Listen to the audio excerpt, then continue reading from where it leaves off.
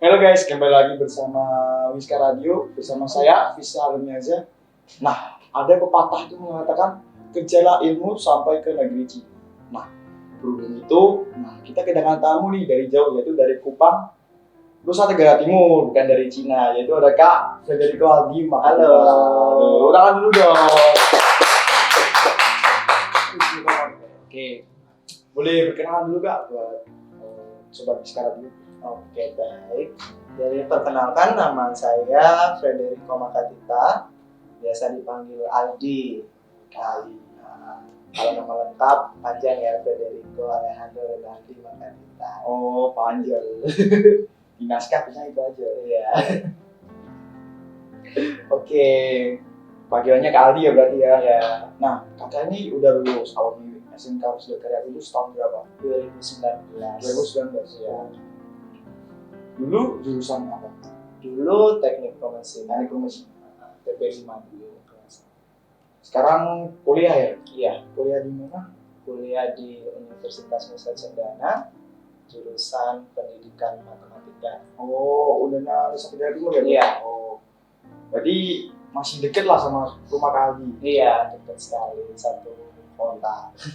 Tiga jadi kaum kos. Dulu waktu di sini ngekos apa dulu? Dulu di sini ngekos. Oh, ngekos berarti sama. sudah merasain lah. Iya. Kos itu gimana, gitu kan? Iya. Lalu untuk dari Kupang ke Kudus ini dalam rangka apa nih Kak? Saya kesini mau ambil ijazah sebenarnya. Ijazah SMK? Iya, ijazah Oh. SMK belum diambil waktu itu kan. Jadi datang ambil. Untuk perjalanannya dari NTT ke Jawa Tengah ini, boleh diceritain? Ya kalau dari Kupang saya booking pesawat ke turunnya di Surabaya. Terus dari Surabaya saya naik bus ke sini. Ya sampainya kemarin subuh jam 1 dini hari. Jadi ya lumayan panjang perjalanan sehari. Kan juga habis Pulau Jawa ke Pulau Bali baru NTB dulu. Yang apa ya, yang dari NTT gunung apa ya, Gunung Rinjani. NTB ada gitu. NTB ya, tidak tahu NTB ya saya. Iya. Ya itu ya lumayan terkenal lah di Indonesia dan juga bagus juga memang. Nah, untuk bisa ceritain nggak histori gimana kali waktu sekolah di SMK pendidikannya tuh kayak gimana histori itu? Iya, kalau dulu ya saya di sini awalnya tuh saya dapat beasiswa. Ceritanya tuh waktu saya SMP kelas 9 itu kan ada setelah selesai UN, saya ditelepon sama bagian kurikulum SMP yang ada beasiswa. Saya coba datang ke sekolah. Setelah itu saya ikutin semuanya, syaratnya, saya lengkapi administrasi, berkas-berkasnya, kemudian diseleksi. Setelah seleksi, saya masuk ke bagian wawancara. Jadi wawancaranya itu waktu itu di hotel di Kupang, Hotel Sotis namanya. Jadi waktu itu diwawancarai sama guru-guru Wiskar. Itu ada Pak Darmanto, iya, sama Pak Ali. Terus ada juga, jadi dari beasiswanya itu ada 2 sekolah, SMK Wisda Karya sama Raden Marsai. Jadi datang kemudian diseleksi, bukan cuma Kupang ya, ada Flores, ada Irian, ada Ambon juga. Jadi pokoknya wilayah-wilayah Indonesia Timur gitu. Nah totalnya semua itu ada 20 siswa yang terpilih di SMK Wisda Karya itu apa? Gabung itu sama terus. Jadi dari situ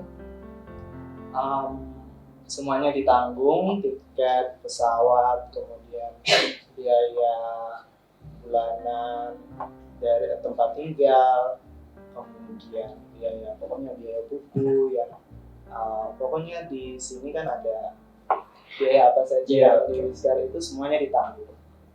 Termasuk uang jajan dan lain-lain? Iya, uang jajan ditanggung. ditanggung. Berarti benar-benar full 0 rupiah. Iya, 0 rupiah. Jadi istilahnya tinggal datang bawa badan kemudian siap untuk belajar gitu aja. Terus Nah, sampai waktu itu emang milih ke SMK sudah ke Kudus atau bagaimana? iya, saya emang milihnya ke SMK Wisuda Kudus.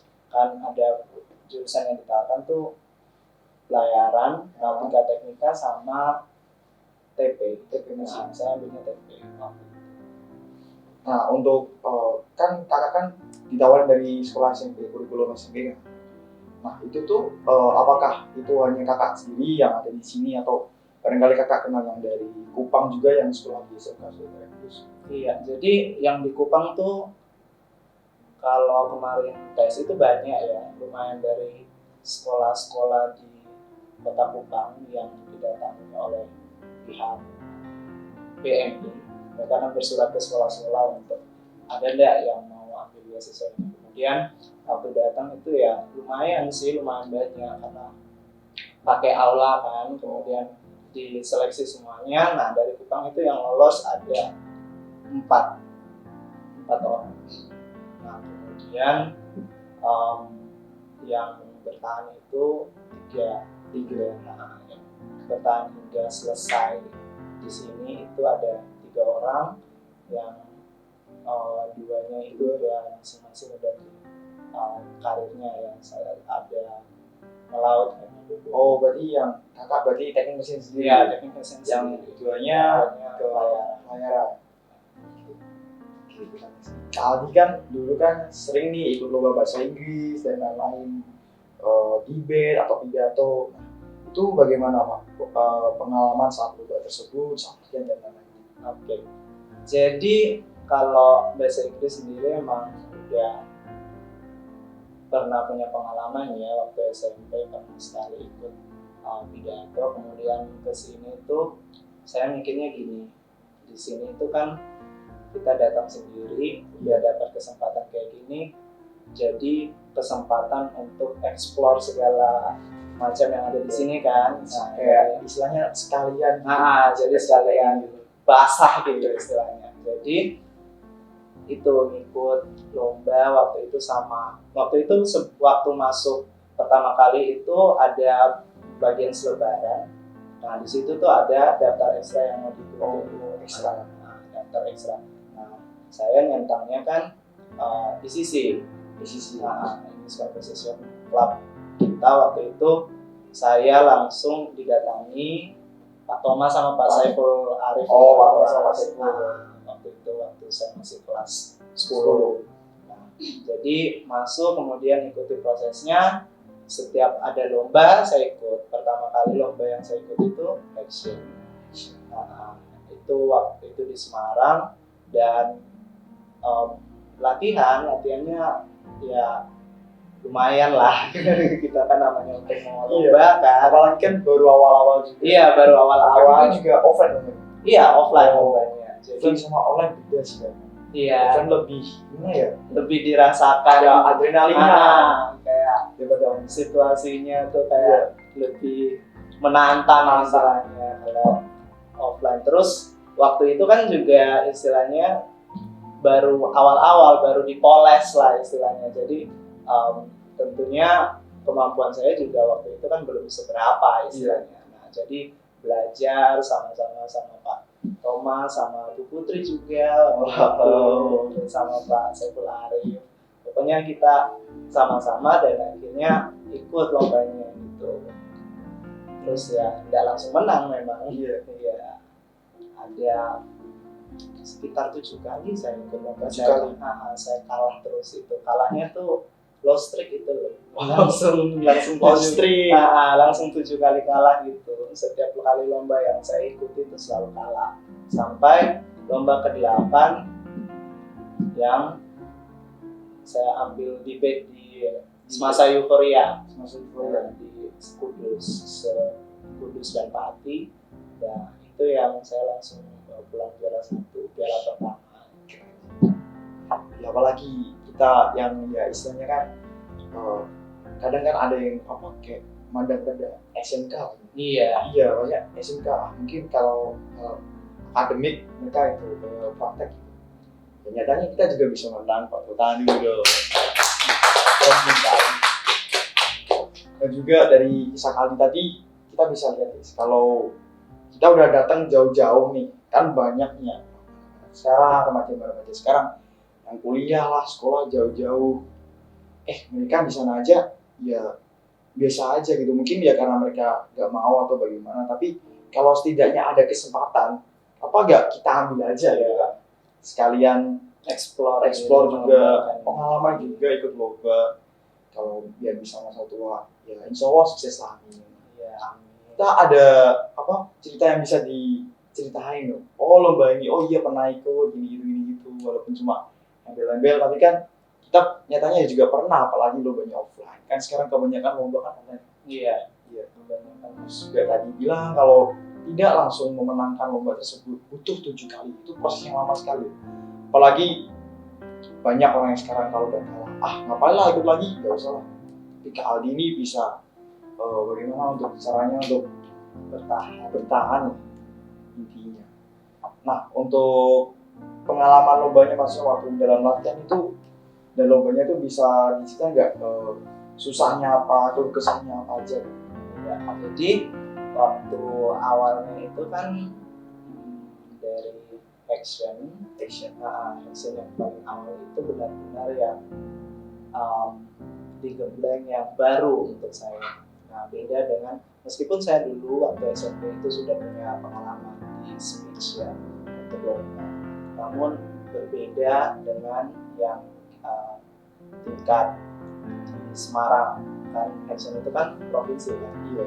Nah, jadi waktu latihannya itu tentunya lebih banyak. Jadi setiap kali keluar dari kelas itu pasti sebelum pulang pasti yuk latihan dulu, yuk latihan. Kemudian Berarti dulu nggak apa kayak ada dispen gitu?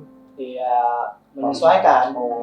Jadi kalau dispen sih saya jarang ambil dispen. Waktu awal-awal. Nah, waktu kelas 10, kalau kelas 11, 12 ceritanya lain ya. Jadi kalau setelah selesai pulang sekolah atau waktu istirahat itu latihan. Nah, biasanya karena kalau kita latihannya udah sore itu selesainya tuh bisa sampai kayak tengah malam gitu, sampai jam 1 jam berikutnya. Pernah yang waktu itu lomba di Dinus Fest. Nah, waktu itu ada persiapan untuk mading kan ada speech, ada storytelling, ada majalah dinding juga. Nah, itu kita benar-benar keluarin semua persiapannya itu sampai pagi itu benar-benar yang maksimal. Dan saat itu juga kami bersyukur ya bahwa SMK Wisuda Karya Kudus bisa membawa pulang piala. Istilahnya kalau kita ke SMK Wisuda Karya, saya tidak tahu kalau sekarang ya, karena kan sebatas pandemi. Karena ada potongan di tahun 2020 itu kan, mulai dari situ kan kita udah agak susah untuk masuk ke dalam kompetisi karena terbatas pandemi itu juga. Nah, pokoknya sepengalaman saya dulu, kita kalau ke Semarang itu pandangan dari peserta lain itu udah beda gitu. Karena gini, awalnya itu storytelling kita, ini yang subjektif ya menurut pengalaman saya. Jadi kita kan juara 1 waktu itu dari storytelling sama KJFD dari PI waktu itu. Tahun depannya kita ke sana, mereka yang lain begitu ada yang juara 1 lagi. Nah, jadi kayak udah mentalnya udah jatuh duluan. Istilahnya kita yang dari gitu. Iya, dihafalin. Jadi kita yang dari SMK diperhitungkan sedemikian rupa oleh anak-anak SMA gitu. Jadi di mana kita ini meskipun kita SMK meskipun kita SMK tapi kita tuh menjadi suatu saingan yang amat diperhitungkan ya, dalam tanda kutip ya, ditakutkan seperti itu. Jadi bukan berarti kita SMK jadi kita harus kalah bersaing gitu ya, bisa dipandang sebelah mata gitu. Jadi SMK Wisuda Karya Kudus memang kalau ada lomba ya, sekolah emang support banget sih, maksimal 100%. Dan memang walaupun ya memang lomba yang tidak selalu menang, tapi Iya. kan butuh tidak hanya sekali lomba untuk meraih sebuah prestasi. Jadi hanya ada proses diciptakan kita. Nah, untuk pengalaman yang paling berkesan sekali waktu latihan, maksudnya latihannya mungkin main kayak atau apa kayak itu apa? Latihan yang paling berkesan ya, mungkin waktu saya latihan sama Pak Thomas di lantai 3 gedung A. Jadi waktu itu kan saya speech-nya kalau offline itu kan kita nggak pakai mic kan waktu itu. Jadi latihan powernya harus keluar, tapi suara saya kan waktu itu belum, istilahnya belum dapat lah untuk audiens sekelas aula. Nah, jadi setelah kalah itu pulang, kemudian latihan itu teriak-teriak kayak gitu. Setelah itu baru dibuat naskah untuk speech-nya, kemudian di tempat yang sama latihan untuk naikkan volume suaranya untuk berdasarkan teks yang itu. Setelah itu baru menyesuaikan gesture, kemudian pronunciation dan lain-lain. Nah, dari situ baru mulai ada perkembangan peningkatan ranking istilahnya. Kan kalau dalam lomba itu kan kita di ranking. Awalnya mulai dari ranking bawah, mulai naik pelan, kemudian akhirnya bisa kita masuk. Ya jadi ya usaha lah. Iya, usaha. Memang ada proses juga. Prosesnya itu nggak bisa langsung terlihat, Ya, harus nggak lama dan bisa instan. Iya, nggak bisa instan. Instan aja Indomie perlu Iya, direbus 3 menit dulu kan. Iya. istilahnya. 3 menit. Kadang juga waktu masak Indomie kan nggak sabar, lama banget. Iya, Tapi nanti bisa di proses. Kayak naik gunung sih kan. iya. Capek. Tapi waktu udah Iya, sampai di di atasnya, atas. Puasa. puas. Lihat pemandangan indah. Pemandangan. Nah, Kak Aldi sendiri kan menang lomba bahasa Inggris nih. Nah, kenapa enggak ambil SMA atau apa? Kenapa bisa kuliah di jurusan matematika? Ya, jadi kalau matematika, justru bahasa Inggris ini sebagai, menurut saya istilahnya skill tambahan yang saya sadar bahwa itu skill tambahan yang perlu saya latih. Oh benar. Kalau dulu waktu SMK pernah lomba MTK juga apa ya? Waktu itu nggak pernah daftar, tapi waktu itu udah telat. Jadi udah ada. Berarti untuk lomba di SMK sendiri cuma Bahasa Inggris. Oh. Ya. Jadi kalau lombanya matematika emang dari dulu saya dari SD, istilahnya saya pernah ikut lomba di SD itu kalah kan. Nah dari situ baru saya rasa kok apa sih yang membuat lomba kayak gitu tuh sulit gitu. Jadi saya mulai belajar, akhirnya tertarik gitu sama matematika dan akhirnya sampai sampai di kuliah gitu. Bahasa Inggris sendiri itu skill tambahan.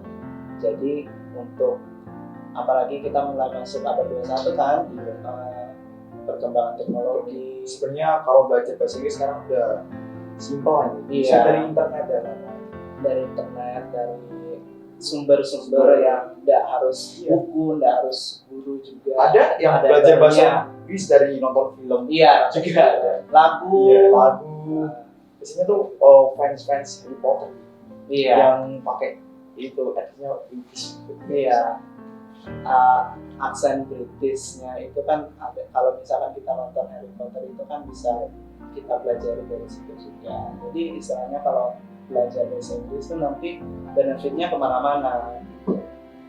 Bisa contoh mau pakai ke luar negeri, jalan-jalan, kayak gitu kan bisa. Nah, dari Kak Ali juga tadi bilang waktu SD pernah lomba matematika. Nah, saya sendiri ini di SD banyak teman-teman saya yang ikut lomba tuh juara terus, dan ada yang ikut lomba tuh udah juara. Waktu SMP ya bisa dibilang masih sama-sama lah. Waktu di SMP tuh kayak roda berputar gitu. Iya. Yang tadinya gak juara tiba-tiba menang terus yang artinya tadi juara kayak ya pintar sih pintar, tapi cuma sebatas itu aja. Ya kita bisa lihat seperti saya juga yang di SMP ya stuck off aja, nggak ngapa-ngapain, cuma ya bisa dibilang sekolah pulang. Sekarang lebih banyak kegiatan. Memang manusia ini butuh banyak sekali pengalaman. Kita belajar tuh dari pengalaman. Nah, kita bisa juga belajar dari pengalaman orang lain. Kita mendengarkan cerita keahlian tadi, dan juga dari orang lain juga, supaya kita tidak terjerumus pada hal yang sama. Oke Kak, next. Untuk semester, Kak Aldi sudah sampai semester berapa dulu? Sekarang semester 8. Semester 8 Ya. Oh. Kalau setelah menyelesaikan pendidikan S1 nih, rencana mau lanjut apa? Lanjut atau kerja? Rencananya kalau saya nih mau melanjutkan, saya sementara persiapkan dokumen-dokumen yang dibutuhkan untuk melanjutkan ke S2. Jadi dan saya juga nanti rencananya itu melanjutkannya ya secepatnya istilahnya. Namun kita tidak bisa mendahului istilahnya masa depan, hanya Tuhan itu rahasia Tuhan. Tapi yang bisa dilakukan yaitu kita menyiapkan semaksimal mungkin untuk itu, sekemampuan kita. Oh. Berarti kali ini tipenya dulu suka kayak anak muda sekarang suka bucin-bucin kan? Bucin ya?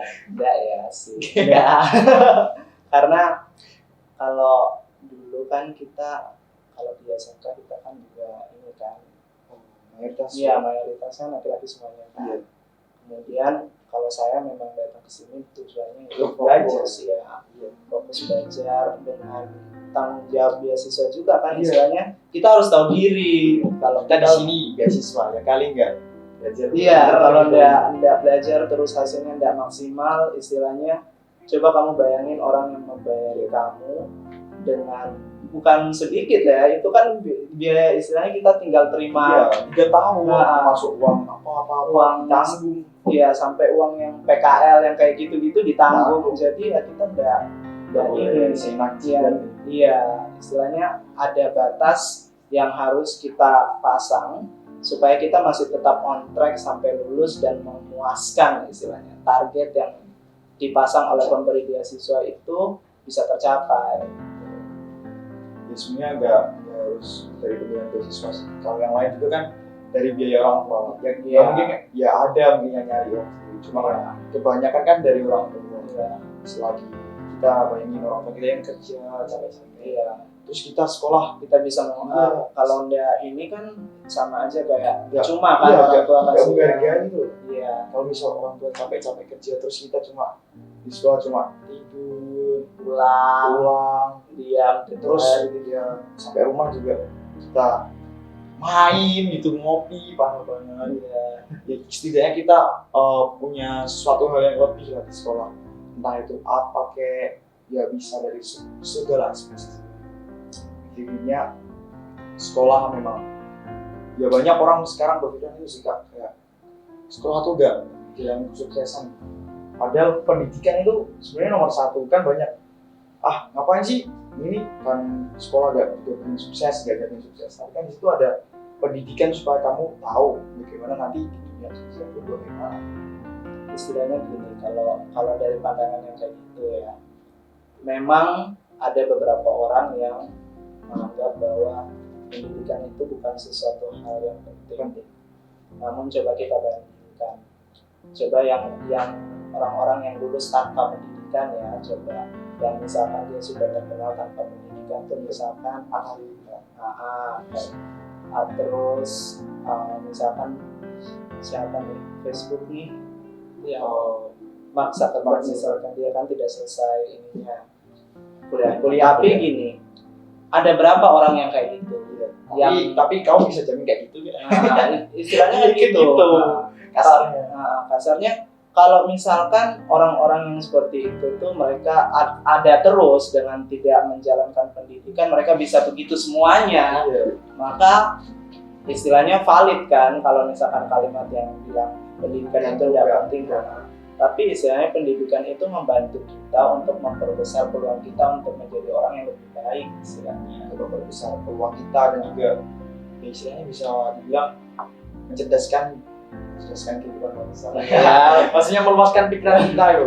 Gak stuck gitu aja. dengan kita mendapatkan pola berpikir yang baru, kemudian cara pandang yang lebih dewasa terhadap dunia itu kan melalui pendidikan. Atau yang paling sederhana deh, sebelum sebelum mereka menjalankan pendidikan, mereka menganggap mereka tidak tahu pendidikan itu penting atau enggak. Setelah selesai, mereka mengatakan bahwa pendidikan itu tidak penting. Nah, mereka tahu pendidikan itu tidak penting dari mana? Setelah selesai pendidikan dulu kan, istilahnya begitu. Istilahnya kamu mendapatkan informasi itu dulu, baru kamu bisa menjudge bahwa pendidikan itu tidak penting. Nah, sebelum itu kan mereka tidak tahu. Paham nggak? Jadi kalau misalkan kita mengatakan bahwa pendidikan tidak penting, itu saya kurang setuju dengan hal tersebut secara pribadi ya. Karena itu memang menurut saya adalah fondasi yang penting untuk membawa bangsa kita ke jalan yang lebih baik. Kalau misalkan dilihat secara umum, moto Indonesia sekarang juga kan memajukan SDM kan? Iya. Jawabannya bahkan di negara mana ya lupa pokoknya ini tuh mereka bilang kalau standar lulus kuliah di Indonesia tuh sama kayak standar di SMA gitu. Kalau kayak gitu saya kurang setuju karena gini, kita memiliki hasil lulusan yang baik juga dan bisa bersaing di tingkat internasional. Nah sekarang gini, kita lihatnya gini, kalau tanpa pendidikan kita kan tahun 2045 kan ada bonus demografi.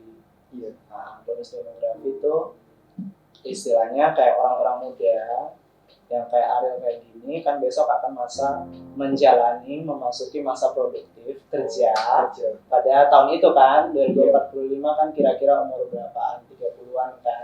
Nah itu kan masa freshnya tenaga kerja.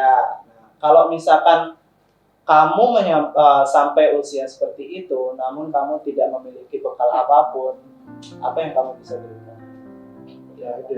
Ada kan? Kalau misalkan istilahnya kamu tidak mempersiapkan dari sekarang melalui pendidikan, nah tiba-tiba 2045 apakah kamu bisa menjadi berkah bagi bangsa atau malah menjadi beban? Ya, logikanya kayak gitu. Ya, pendidikan ya penting banget semua.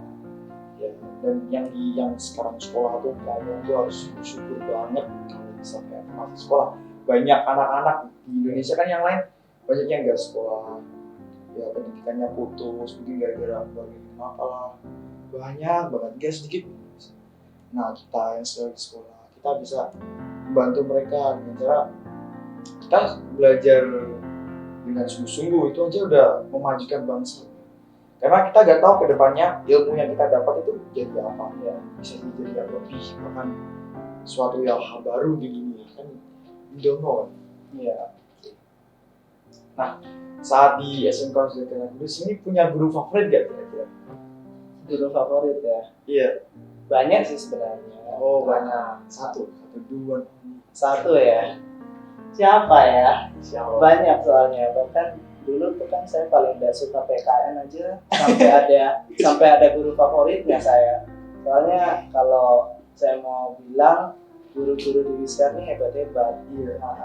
Jadi dulu tuh ada bahasa Inggris, ada saya sama Bu Putri waktu itu, Pak Saiful Arif juga saya dapat. Kemudian matematika ada Pak Didi, itu dia. Kemudian PPKN tuh ada Pak Hakim.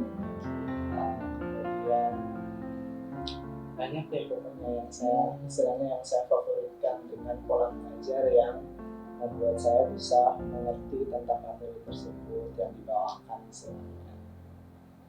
Iya sih. Dan juga guru-guru di Indonesia kan juga tipenya banyak juga. Ada yang ya banyak lah itu. Ya. Ini detailkan. Nah, kalau kamu paling favorit itu gak ada? Pak Dwi. Iya.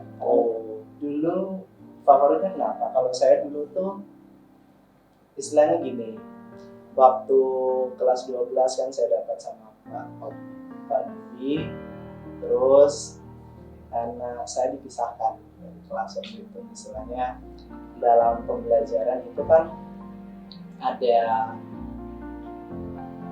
karena saya istilahnya lebih ini ya, lebih advance dibanding yang lain gitu. Jadi sehingga saya dapat pembelajaran di perpus dengan waktu yang lebih singkat gitu. Nah, jadi dengan materi yang sama tapi saya tidak perlu masuk kelas gitu. Bebas. Nah, itu kalau mungkin ya dengan treatment yang seperti itu gitu dari saya. Juga lingkungan di sekitar itu ngaruh banget. Iya. Ya kalau bisa ya kita selektif lah, yang istilahnya kita bisa pilih lingkungan yang baik. Kita juga misal ya sebenarnya bergaul dengan lingkungan bisa bilang nggak apa-apa, cuma kita apakah kita bisa bertahan dan Survive ya. nanti kalau Saring yang baik, yang tidak baik kita saring yang kita ambil yang baik, yang tidak baik kita pinggirkan. tapi kan yang namanya manusia kan bisa berubah aja, ntar ikut buruk juga gitu kan, rugi kebaikan kita yang sebelumnya. Nah kan banyak yang bilang kan masa SMA atau SMK kan yang paling tidak memorable banget lah ini. Nah kira-kira momen apa yang pengen kita ulangi waktu di sekolah di SMK? Saudara, Momen yang pengen diulangi lagi itu mungkin study tour ya. study tour. Kemana kak waktu itu? Waktu itu ke Malang, ke PT Piala Mas waktu itu. Jadi setelah itu ke PT Piala Mas, setelah itu kan explore Malang, makan apel Malang. Metik juga. Iya, Metik. Oh ya tadi. Setelah itu kan kalau di Malang itu kan di Batu itu kan ada kebun apel, kita boleh makan sepatnya tapi nggak boleh bawa pulang. Tapi kan iya benar. Nah, jadi itu kesempatan. Ya sebenarnya ya milih juga siapa yang Iya, bagus. yang bagus. Saya dulu juga pernah kan ambil makan gak suka terus kan waktu itu kan masih SD masih bocil. Kita disuruh ini ngapain, tanya guru ngapain, petik apel. Ya udah petik. Teman saya ada tuh banyak petik gitu kan. Dimakan gak suka semua gitu. Tapi Iya. waktu itu saya dapatnya yang bagus-bagus semua. Mungkin agak ke dalam, jadi apelnya yang masih bagus-bagus, yang udah istilahnya udah ranum-ranum, udah besar-besar kan, saya makan enak. Yang penting udah rasain. Sebelumnya nggak tahu kalau mau bawa pulang tuh bayar. Kan dikiloin dulu kan. Iya. Saya udah bawa banyak gitu. Kok ada ngeluarin uang gitu. Terus saya tanya guru, banyak gak jadi deh gitu. Jadi yang dipetik diapain? Dimakan sama teman-teman ya. Teman-teman kan nggak ngapa-ngapain. Pada makan. Terus karena habis itu kan ke tempat wisata. Maunya kan uangnya ditujukan ke wisata. Ya, main-main lah pokoknya. Hemat gitu. Gak hemat sih, emang pengen boros tapi gak di tempatnya. Oh iya. Jadi waktunya habis seperti apa kemana? Ke ada taman hiburan ya. Saya lupa ya namanya apa, itu yang ada Jatimpak. Iya, Jatimpak. Apa BNS yang daerah Batu? ada banyak sih, nggak cuma satu kan Jatimpak. Jatimpak Bu. Gak diajak. Iya, ada diajak ya. Pokoknya di hari itulah dulu. Terus setelah itu udah ya sekitaran sehari ya. Malang bagus ya. Sekitar 6 tahun lalu, jadi maafkan memang saya. Iya sih, emang ya saya sebenarnya agak jenuh di Kudus, kadang pengen jalan-jalan luar kota walaupun di kota tersebut tuh gak ngapa-ngapain, cuma kayak kan melihat suasana baru Hiburan kan, kayak sebuah hiburan tersendiri, merefresh otak dan lain-lain. Kesibukan yang ada di sekolah, kali kan pasti kayak gitu. Iya. Sama. Oke, nah banyak yang bilang anak STM itu kan nakal, buta nih. Nah, hal ini dan teman-teman ini bisa berprestasi. Bagaimana caranya? Maksudnya membuat diri untuk termotivasi itu. Untuk anak STM yang misalkan istilahnya pandangannya seperti itu, Iya. saya rasa enggak ya, istilahnya tidak semua seperti itu. Iya, semua.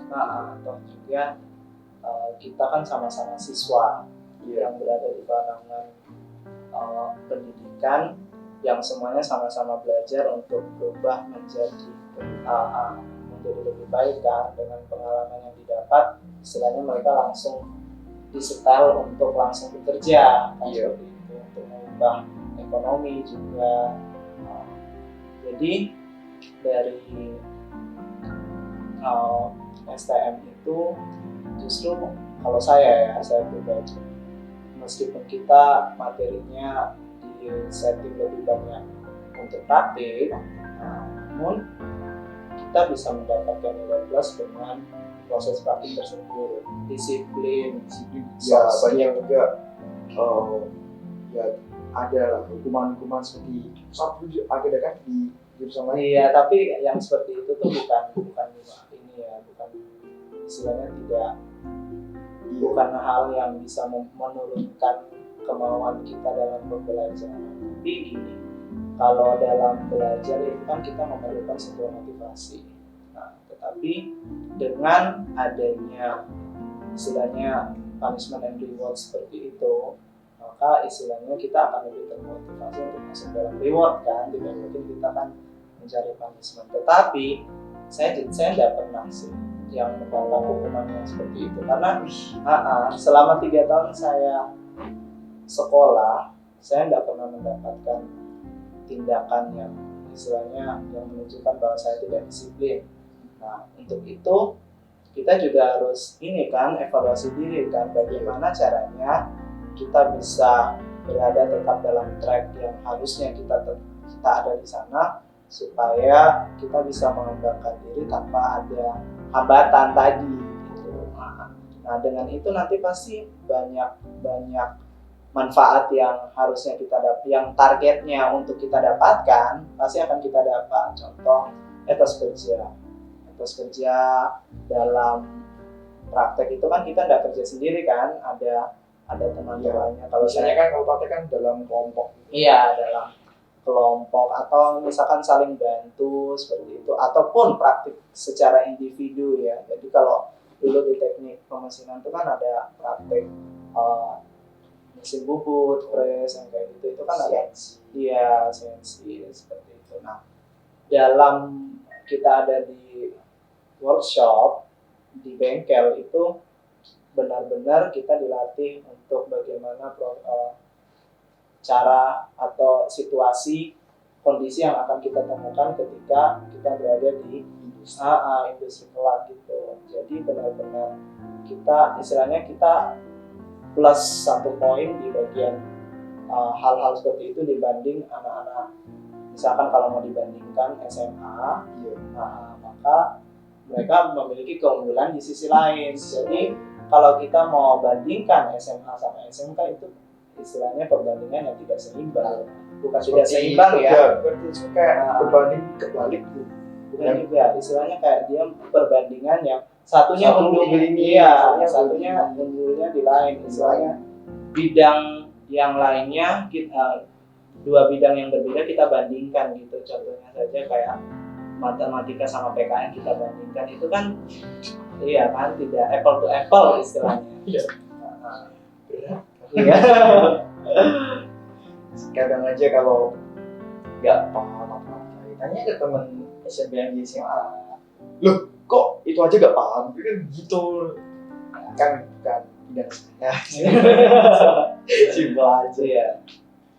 Ya bener sih emang kalau kata kayak gitu, ya pandangan orang mah ya banyak yang bilang saya ini, tapi ya emang kebanyakan dipersiapkan untuk dunia kerja, dan dunia kerja itu memang tidak semudah apa yang kita pikirkan gitu.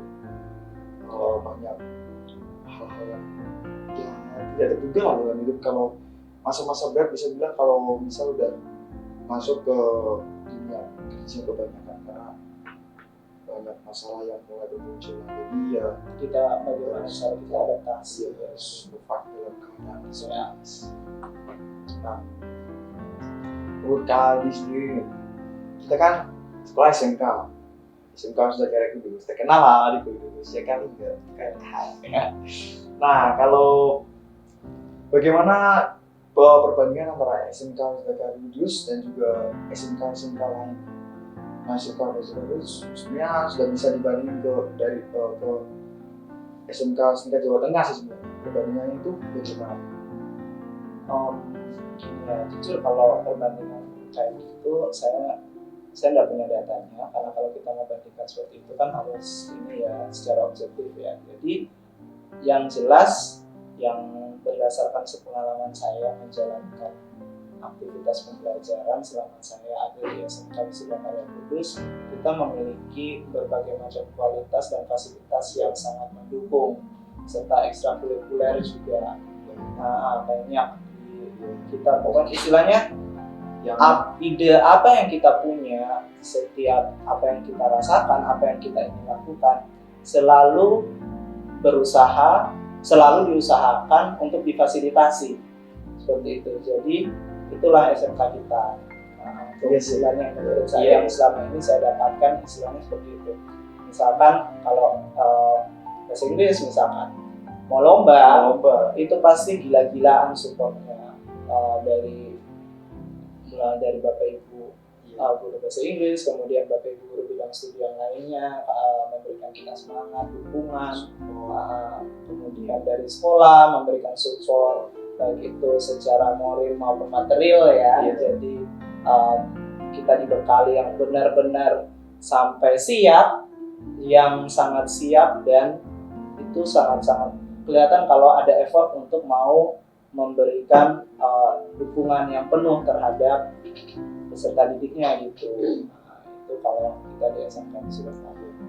dan juga seperti acara ini guys, yang sedang podcast enggak, kebanyakan sekolah ada loh podcast. Nah SMK Wisuda Karya ini udah keren banget sebenarnya, ya kan? Iya. Pembinanya juga keren, tepuk tangan dulu.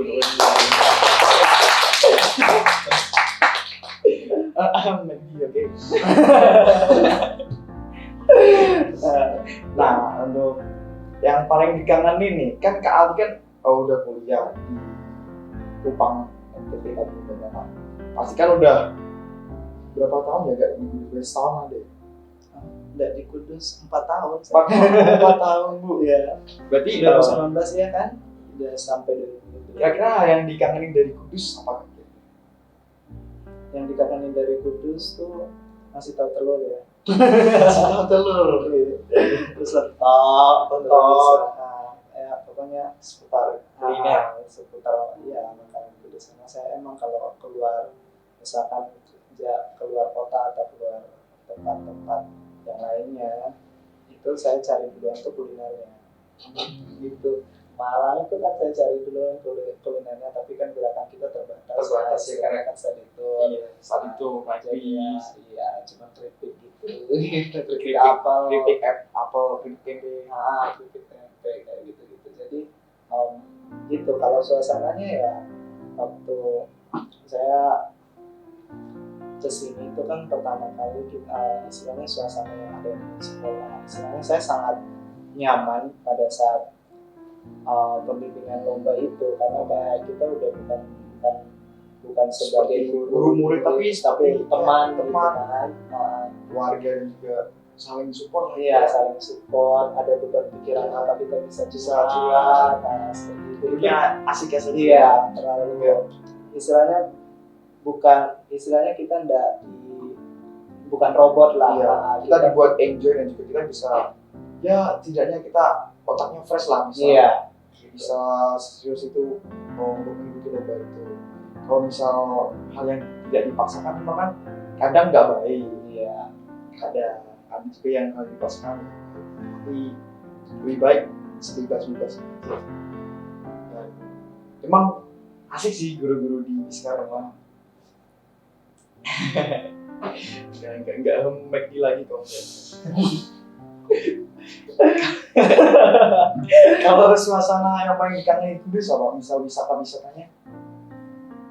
Kalau saya di sini jarang keluar ya. Iya. Fokusnya emang ke sekolah waktu itu kan sering lomba, jadi latihannya lebih sering makan waktu dari lombanya kan gitu. Iya latihannya Nah, di sini tuh kan kalau lomba ini misalkan masih 2 bulan atau 2 bulan itu atau 1 bulan tuh minimal. Jadi lomba misalkan lombanya April, persiapannya udah dari Januari gitu. Jadi pokoknya apa ya? iya, karena kita benar-benar mau mencari yang maksimal kan istilahnya gitu. Saya kemarin lomba 1 hari ganti tes. Jadi udah Iya. belajar 2 minggu. Lomba apa tuh? Area New Second ya Bu. Di 1 hari ternyata kan baru dikirimin rules-nya. Rules-nya tesnya harus gini buat diri gitu. Diganti. Itu lomba. Udahlah.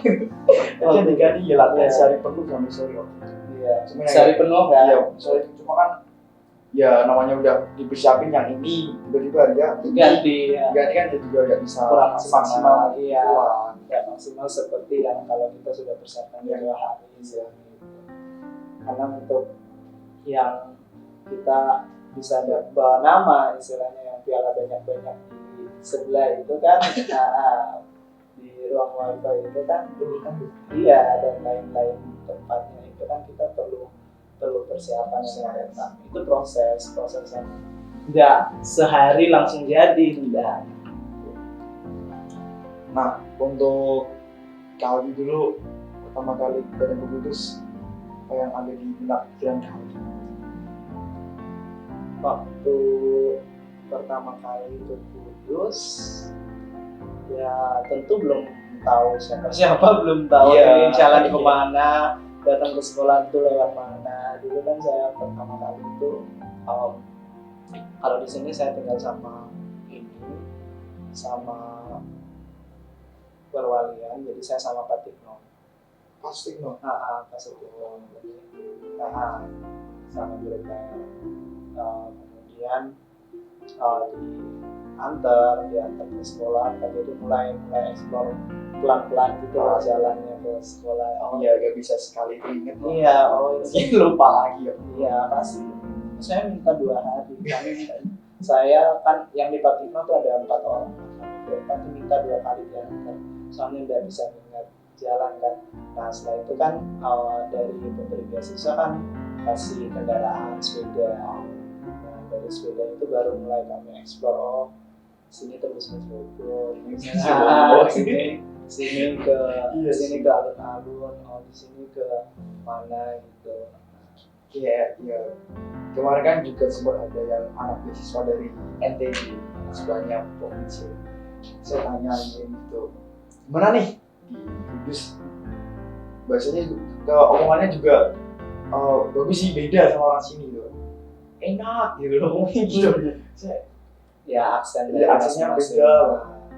Dia bilang ya perbandingannya maksudnya bisa dibilang jauh. Di sana kan ya bukan provinsi NTB-nya, bukan daerahnya dia. Nah, maksudnya di sana dia kan tinggal di daerah agak di sisi pantai gitu. Dan saya sebenarnya kadang memang pengen tinggal di daerah begituan, tapi yang mereka juga sebenarnya pengen ke kota gitu. Memang agak ya berlawanan ya. Jadi mereka bilang bagus, Kudus, asik gitu. Ceweknya cantik-cantik gitu. Di sini saya tanyain, di sini niat belajar atau apa nyari cewek? Belajar lah gitu. Oh ya udah bagus. Ya. Kirain Emang kalau kayak gitu kan harus belajar ya, Iya. harus fokus. pertama belajar sih. Kalau bisa dibilang ngejar cewek itu bisa dibilang itu sih kan. Kayak apa? Mawar sama kupu-kupu. Misal ceweknya ini dia kan kupu-kupu nih. Mawar. Lebih baik kita memperbagus pot bunga kita supaya nanti kupu-kupunya datang Ya. Kalau Baratnya kayak gitu. iya pot atau bunga kita masih ya jelek, belum subur atau apa, kalau kita ngejar pasti kupu-kupunya bakal jauh lari. Jadi lebih baik kita fokus dengan diri sendiri dulu. Nanti juga jodoh akan datang dengan sendiri. sendiri. Iya, datang sendiri. Ya. Oke nih Kak. Menurut Kak Aldi, orang yang paling berjasa hingga Kak Aldi lulus di SMK Kudus siapa? Orang tua pasti. Orang tua. Kalau saya kan Meskipun saya di sini, tapi benar-benar dukungan secara moral itu masih tetap dibutuhkan, karena kita bukan cuma istilahnya dengan segala pencapaian yang kayak tadi sudah kita bahas itu bukan hanya ketawa-ketawa terus kan. Iya. Nah, pasti ada masa downnya. Iya, apalagi seleksi yang waktu beasiswa itu kan juga Iya. gak gampang kan, seleksinya dari ke banyak orang juga. Iya, istilahnya kayak kita di sini tuh ada tekanan, nah Iya. seperti itu kan. Untuk bisa bangkit kembali itu kita butuh orang-orang yang bisa mendukung kita. Tapi di sini tuh kembali lagi, kalau dari sini itu tuh guru-gurunya selalu mendukung kita. Iya. Jadi kalau ada apa-apa biasanya langsung cerita, nah, kayak gitu pasti akan ada solusinya. Jadi istilahnya saya enjoy sekali di sini. Sangat selama 3 tahun itu prosesnya memang benar-benar sangat luar biasa. Semoga enjoynya keterusan sampai mau bikin rumah di Kudus guys. Iya, tadi yang bilang katakan, dan juga banyak orang kan dari berbagai aspek tuh, ya kan semua orang nggak sama, dan juga banyak masalah-masalah hidup yang mereka hadapi. Nah, banyak ada yang makan di KFC itu adalah hal yang bahagia buat mereka. Terus ada yang ngejudge nih, makan di KFC doang kok seneng sampai segitu. Kan standar bahagia orang tuh beda ya. Yang berhak menilai ya bukan kita, Tetapi yang menjalani itu dia yang merasa bahagia, itu urusan dia. Dan juga kalau kita berbuat apapun belum tentu orang suka. Seperti halnya ini, acara ini. Kita buat acara ini sebenarnya bagus, tapi belum tentu ada aja orang yang nggak suka. Pasti ada aja orang yang ngejudge. Kayak misal dua pasangan suami istri naik untanya nggak dinaikin, dibilang ya kok nggak dinaikin, terus nyonta buat apa? Kalau yang laki naik juga istrinya kok itu, kalau yang istrinya naik ya kalau ketika dua-duanya naik kasihan untanya gitu. Emang kalau kita berbuat apapun pasti ada aja orang yang kalau mau berpedoman dari pandangan orang, memang kita nggak ada yang benar. Jadi memang itu semua harus kembali ke diri kita sih, bagaimana cara kita memanage diri kita sendiri supaya kelaknya pada saat kita bersosialisasi kita melakukan apa yang benar, bukan apa yang diinginkan orang lain. Iya. Lakuin hal yang harus punya prinsip lah istilahnya seperti itu. Lakuin apa yang kita suka aja dah. Dan itu titik aja, juga usah mikirin omongan orang lain. Kebanyakan sekarang kan gitu kan. Ya, ngomong apa? Aku di sekolah diginiin sama temanku gitu. Diomong-omongin aku gini aku gitu. Ya kan itu kan serah kamu, kalau hasilnya itu gak mengganggu orang lain ya udah. Nah, menurut kakak, kan teman sekolah pasti ada aja yang bullying nih. Nah, menurut kakak bagaimana tentang bullying yang ada di sekolah? Bullying yang saya lihat, karena saya juga pernah sih dibully misalkan. Ya bully yang saya dapat kalau di sini tuh contohnya, kamu sekolah kok sekolah ndak bayar kok, kayak istilahnya kayak sombong gitu. Istilahnya kayak kalau di kelas tuh kan saya kan kalau ada apa-apa kan saya kan ketua kelas istilahnya gitu, informasi apa-apa kan saya informasikan.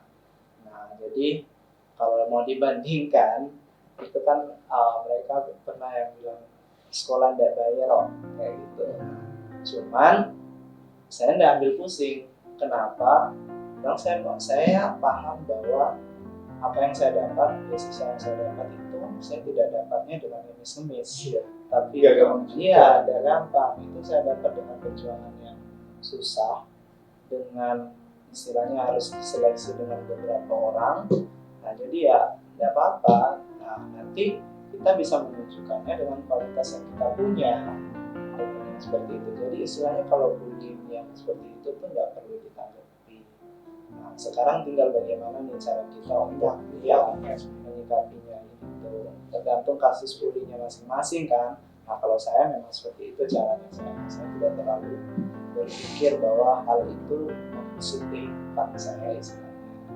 Nasi saya tidak kurang dipiring kan istilahnya. Tapi kan banyak istilahnya orang mental beda-beda. Iya. Ada yang diginin aja udah baper banget. Iya. Tapi ya kalau dalam kehidupan gimana ya istilahnya? Circle saya lah, circle. Nah, ya kalau masalah ngejek tuh kayak udah saya bilang hal yang biasa, maksudnya kayak dibuat bercanda. Cuma ya tergantung kita menyikapinya. Kembali lagi kalau kita agak baperan ya itu buat dibercandain ya kita tawa sama-sama gitu. Bukan jangan sekali-sekali kan mau bully itu untuk memajukan satu pihak terus menerus. Walaupun dia mukanya kayak hahaha gitu. Ya di belakangnya nggak tahu. Iya sakit. Memang bully itu memang harusnya nggak boleh. Tidak ada istilahnya tidak ada pembenaran untuk bully itu. Memang kalau kita kita membuli orang itu kan dampaknya mental. Iya. Kita nggak tahu apa yang kita tanam melalui kalimat-kalimat yang diutarakan pada saat membuli itu, dia bisa berkembang ke hal yang lebih negatif di masa yang akan datang dan merusak dia pelan-pelan dari dalam kan. Iya. Nah itu yang dampak-dampak seperti itu yang harusnya kita lebih bijaksana lah istilahnya, apalagi sebagai anak-anak yang berada dalam satuan pendidikan, istilahnya orang anak sekolah, kita dapat privilege keuntungan untuk bisa bersekolah, istilahnya tahu diri dan berkembang dan bersosialisasi lah seperti istilahnya normal lah, jangan terlalu yang buat macam-macam gitu. Yes. Emang mental orang beda-beda. Udah itu aja orang. Orang mentalnya beda-beda. Kita lihat dulu lah orangnya sebelum kita bully. Jangan seorang kita bully kalau ada gimana ke depannya ya yang salah siapa kalau nggak kita gitu kan. Nah waktu Kak Aldi di Kudus nih itu pulang gak sih maksudnya waktu liburan itu pulang ke Kupang ini atau Pulang. Jadi dapat jatah. Nah, jadi beasiswa saya tuh dapat jatah tiket gratis untuk pulang. Jadi setiap tahun itu liburan. Jadi yang biasa saya ambil tuh waktu ini Natal, libur Natal gitu saya pasti pulang. oh. Kalau Kak Aldi bisa time travel nih ke 10 tahun yang lalu, siapa tahu bisa ketemu sama Kak Aldi versi 10 tahun yang lalu. Kira-kira apa yang pengen Kak Aldi sampaikan? Yang pengen saya sampaikan ya, saya ingin berterima kasih. Terima kasih sudah mau berjuang susah ya, tapi gini, istilahnya kalau kita mau membandingkan dengan 10 tahun yang lalu, memang itu semuanya berjalan sesuai masanya gitu. Jadi nggak bisa juga kalau misalkan saya udah bilang bahwa saya yang 10 tahun lalu lebih buruk atau saya yang 10 tahun lalu lebih baik atau stagnan, itu nggak bisa juga ya, karena masing-masing itu berjalan sesuai pada masa dan kondisi. Tinggal istilahnya kita punya efek domino yang pelan-pelan itu dia akan tertabung gitu. Apa yang kita buat sekarang, kita harus berpikir bahwa hal itu akan menimbulkan apa di masa yang akan datang. Dan kalau misalkan hal tersebut baik, kan bersyukur. Kalau tidak, maka sama saja dengan kita pelan-pelan menghancurkan diri kita sendiri. Belum tentu juga gimana ya, kalau dulu kita menyerah, dulu itu juga Kak Aldi bisa menjadi sekarang ini. Iya. Jadi intinya semuanya tuh harus disyukuri. Memang kadang masa lalu tuh bikin kayak misal gitu, tapi setidaknya kita sudah bersyukur dan berusaha lebih baik ke depannya. Dan juga ketika seorang manusia berbuat salah, kita harus bisa memaklumi dan memaafkan. Karena kalau kita tidak begitu, siapa tahu dia nggak ingin berubah gini aja. Dan ketika kita memaafkan, siapa tahu dia bisa berubah menjadi lebih baik untuk depannya. Nah, untuk sendiri nih, pesan-pesan Kak Aldi buat adik-adik yang sedang menjadi pelajar di SMK kira-kira apa? Buat adik-adik yang sekarang di SMK Wisuda Karya Kudus, tekunilah apa yang sedang ditekuni, bahwa proses itu sesuatu yang sangat berharga, yang percayalah kalau dilakukan secara maksimal pasti pada masa yang akan datang kalian akan merasa berterima kasih kepada kalian yang sekarang yang sementara menjalani proses ini, karena hal tersebutlah yang akan kalian nikmati di masa yang akan datang. Gitu sih. Oke, terima kasih Kak Aldi atas waktunya. Dalam podcast ini kita bisa ambil dari kisah Kak Aldi untuk motivasi kita kedepannya supaya lebih semangat lagi dalam belajar, mengikuti lomba dan aktif dalam kegiatan, karena siapa tahu hal itu bisa menjadi bekal kita buat masa depan. Karena Kak Aldi asalnya lustring, jadi katanya dulu minstrik ini Kak, lomba di kuliahnya. Iya. Minstrik lomba di kuliah loh guys, keren banget. Jadi banyak hal-hal aspek-aspek kehidupan yang penting sih ya. Tapi kita belajar dari pengalaman seseorang, kita introspeksi, belajar dari kisah seseorang itu bisa membuat kita lebih motivasi dan lebih berhati-hati dalam mengambil keputusan. Oke, makasih Kak Aldi buat waktunya. Oke, kira-kira Kak Aldi ada quote of the day nggak buat sobat-sobat itu? Quote of the day ya. Karena kebanyakan yang dari tadi kita bahas tentang pendidikan ya, jadi saya ambil quote-nya Nelson Mandela aja tentang pendidikan. Jadi Nelson Mandela bilang, education is a powerful weapon for us to change the world. Jadi pendidikan itu senjata yang paling kuat untuk kita dalam mengubah dunia. Itu aja sih. Ditingkatkan pendidikan kalian dan juga belajar enggak bisa bersenang. Kalau yang bisa aja kalian belajar menyikapi lebih dewasa atau apa. Jadi segitu aja untuk hari ini, dan terima kasih buat kalian yang udah nonton. Nah, kita bakal bawa tamu-tamu yang keren-keren nih, alumni SMK Karya Kudus yang sudah mungkin berkarir di dunia kerja. Oke, saya Fisar Mengaji dan Kak Aldi mohon pamit dan see you guys. Dadah.